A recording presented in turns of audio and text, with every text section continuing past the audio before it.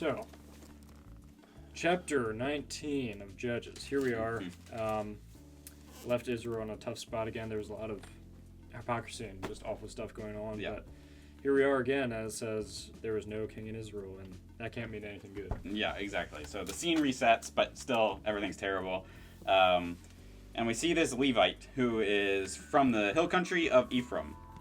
And he takes for himself a concubine, which, again, is not what God planned.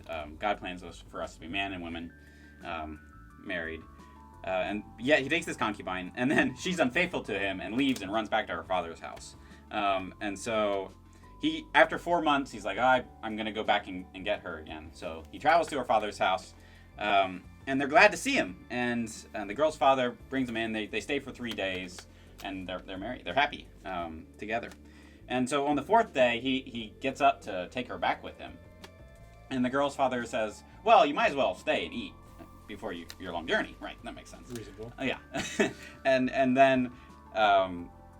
then they stay and eat, and they're hanging out, and then the girl's father says, well, it's too late in the day for you to leave anymore, so you might as well just stay the night again.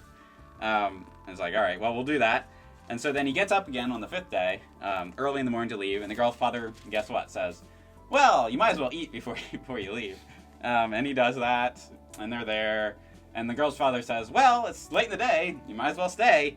And he says... He seems pretty intent on them yeah, staying there. he does. Yeah, for whatever reason, we don't really know. Yeah. But the Levite says, no, we're done, we're leaving. And so they leave too late in the day to make it to his house. And so they come to the city of Jebus or Jerusalem. And this is not an Israelite city at this point in time. Because remember, King David is the one who conquers that city. And so it's still a city of the Jebusites. And the man says, we can't stay at a foreign city. We have to be at an Israelite town to stay the night. It seems like he follows one rule and then ignores another one from God. Right.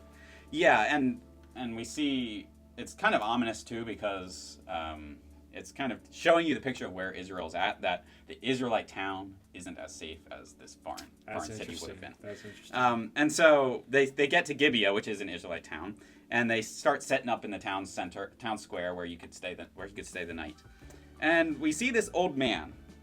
He's coming home from work in the evening, and he sees this Levite, and he says, you can't be here. You can't stay here in the town square. It's not safe. Come with me to my house. I'll put you up. Stay with me.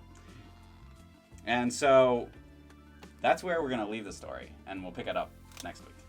Dun, dun, dun.